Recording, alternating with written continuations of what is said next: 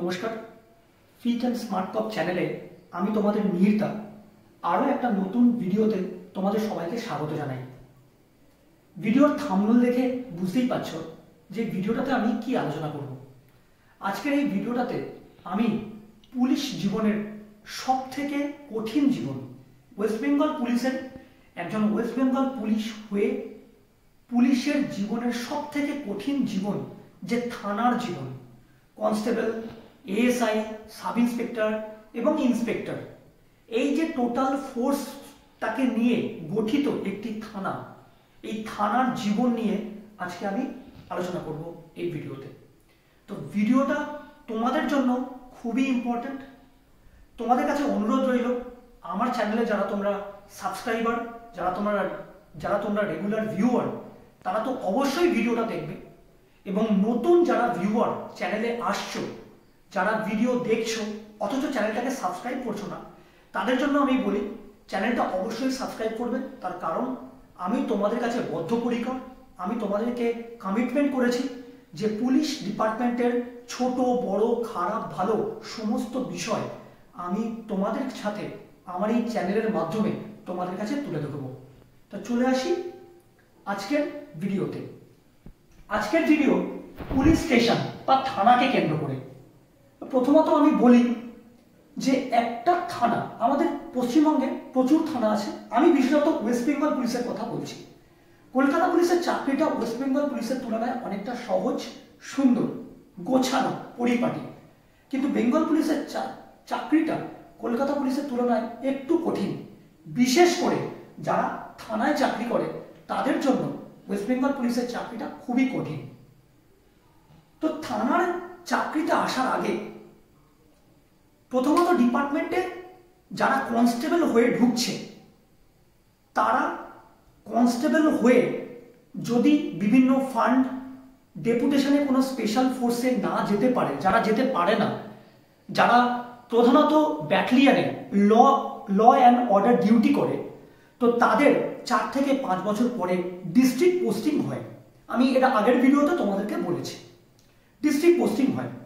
তাহলে কনস্টেবলদের district posting হলো district থেকে তোমাদের ডিস্ট্রিক্টের আন্ডারে, যেমন Baruipur police district, Sundarban police district, diamond Harbour police district, Murshidabad, Siliguri, Alipurduar, বিভিন্ন পুলিশ ডিস্ট্রিক্ট।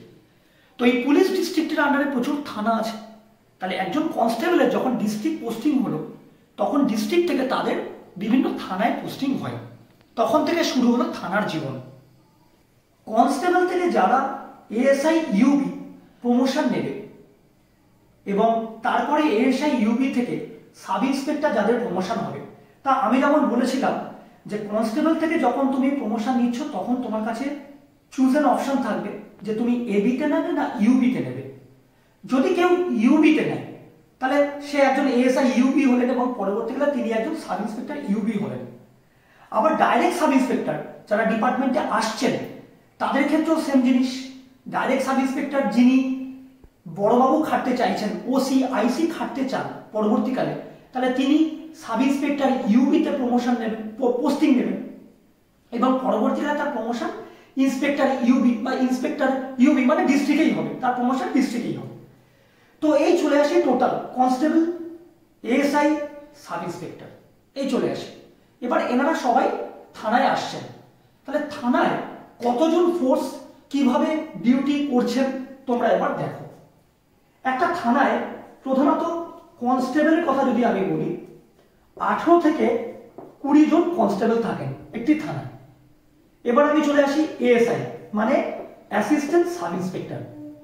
একটি থানায় সাধারণত 7 থেকে 8 জন এএসআই থাকেন। এবার আমি চলে আসি সাব ইন্সপেক্টর। আচ্ছা, এই সাব ইন্সপেক্টরের কথা বলতে গিয়ে আমি বলি যে এই সাব ইন্সপেক্টর ডিপার্টমেন্টালও হতে পারে, ডাইরেক্ট সাব ইন্সপেক্টরও হতে পারে। তো ডিপার্টমেন্টাল হোক বা ডাইরেক্ট সাব ইন্সপেক্টর হোক, মিলিয়ে মিশিয়ে 3 থেকে 4 জন সাব ইন্সপেক্টর থাকেন। এবার এইখানে বলার বিষয়টা হচ্ছে, এই যে 3 থেকে 4 জন সাব ইন্সপেক্টর থাকে, এনাদের মধ্যে একজন ডিপার্টমেন্টাল সাব ইন্সপেক্টর থাকতে পারেন যিনি চাকরিতে সিনিয়রিটি বেসিসে অনেকটাই সিনিয়র, তিনি থানার সেদেস্তার ডিউটি বা থানায় যে সমস্ত বড় বড় কেস কামারি আসে সেগুলোর ইনভেস্টিগেশন অফিসার হিসাবে তিনি অ্যাক্ট করবেন, কাজ করবেন। বাকি একজন বা দুজন পিএসআই থাকতে পারেন। পিএসআই কারা? যারা সাব ইন্সপেক্টর ট্রেনিং করে সবে নতুন থানায় জয়েন করেছে প্রবেশনারি পিরিয়ড খাটতে। আমি তোমাদেরকে আগের ভিডিওতে বলেছিলাম। তো দুজন পিএসআই থাকতে পারেন একজন থানায়, একজন সিনিয়র ডিপার্টমেন্টাল সাব ইন্সপেক্টর থাকতে পারেন। আর যে থানার কথা আমি বলছি সেই থানাটা যদি ওসি থানা হয় তাহলে এই সাব ইন্সপেক্টরের মধ্যে থেকে একজন ডাইরেক্ট সাব ইন্সপেক্টরই হবেন সেই থানার ওসি, সেই থানার ওসি। এবার যদি থানাটি আইসি থানা হয় তাহলে সেখানে আইসি মানে ইন্সপেক্টর একজনই থাকবেন। তাহলে এই হচ্ছে একটা থানার স্ট্রেংথ। কনস্টেবল থাকবে 18 থেকে 20 জন, এএসআই থাকবেন 7 থেকে 8 জন, সাব ইন্সপেক্টর থাকবেন 3 থেকে 4 জন, যার মধ্যে একজন বা দুজন পিএসআই থাকতে পারেন। এবং যদি ওসি থানা হয় তাহলে এখান থেকেই একজন হবেন সেই থানায় ওসি, এবং যদি আইসি থানা হয় তাহলে একজন ইন্সপেক্টর থাকবেন। তাহলে এই হচ্ছে থানার স্ট্রেংথ। তাহলে কনস্টেবল থেকে সাব ইন্সপেক্টর, ইন্সপেক্টর নিয়ে একটি থানায় খুব বেশি হলে 30 থেকে 35 জন ফোর্স থাকে। এর পরেও কিছু ফোর্স থাকে, তারা হচ্ছেন ডিপার্টমেন্টের হোমগার্ড। এখন বর্তমানে সিভিক পুলিশ থানায় অনেক পরিমাণে থাকে। সিভিক পুলিশ, হোমগার্ড সবাই, civic police, home guard, constable, ASI সবাই মিলেমিশেই একটা থানার ডিউটি পারফর্ম করা হয়। এবার চলে আসি কার কি কাজ। একটি থানায় কনস্টেবল সাধারণত থানায় সেন্ট্রি ডিউটি করে, থানার পাশাপাশি ল অ্যান্ড অর্ডার ডিউটি করে, কোনো ভিআইপি মুভমেন্ট, কোনো ঝামেলা গন্ডগোল ল অ্যান্ড অর্ডার ডিউটি করে, থানায় ডাক বা মেসেঞ্জারের কাজ থাকে, থানার মধ্যে যে সেদেস্তা আছে সেই সেদেস্তার কাজ থাকে, থানায় কম্পিউটার অফিস থাকে সেই কম্পিউটার অফিসে কাজ থাকে। তো মোটামুটি এই ধরনের কাজ থানার মধ্যে পারফর্ম করা হয়ে থাকে।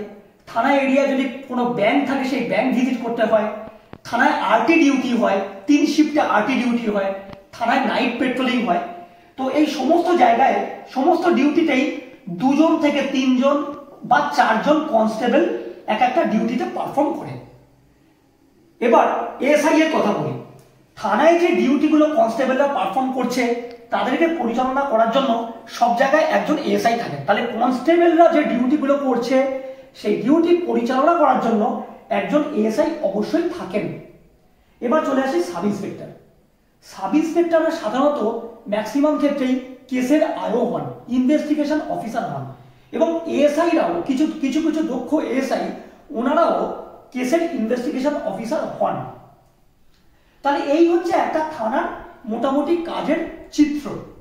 আর ইন্সপেক্টর যিনি বা আইসি থানা বা ওসি থানা, যিনি sub inspector, direct sub inspector, যিনি ওসি, যিনি ইন্সপেক্টর, যিনি আইসি, তার কাজ হচ্ছে টোটাল থানার এরিয়ার পর্যালোচনা করা, টোটাল থানার এরিয়ার ল অ্যান্ড অর্ডার মেনটেন করা, তত্ত্বাবধান করা। তাহলে এই হচ্ছে একটা থানার চিত্র। তো আমি আশা করব তোমাদেরকে বোঝাতে পেরেছি।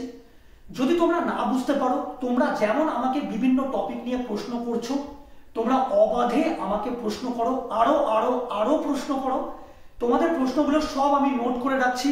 আমি সব সময়ে সময়ে আমি তোমাদেরকে ক্লিয়ারলি ভিডিও করে তোমাদেরকে দেখাবো, তোমাদেরকে জানাবো, ইনফরমেশন দেবো। এছাড়াও আমার যা নলেজ আমি তোমাদের সাথে শেয়ার করব। তাহলে ভিডিওটা ভালো লাগলে অবশ্যই আমাকে জানাবে এবং চ্যানেলটাকে অবশ্যই সাবস্ক্রাইব করবে। নতুন ভিডিওর নোটিফিকেশন তোমার চ্যানেলে, তোমার ফোনে, মোবাইল ফোনে সবার প্রথম আপডেট পেতে। সুতরাং পরের ভিডিওতে আবার তোমাদের সাথে দেখা হবে। নমস্কার, জয় হিন্দ।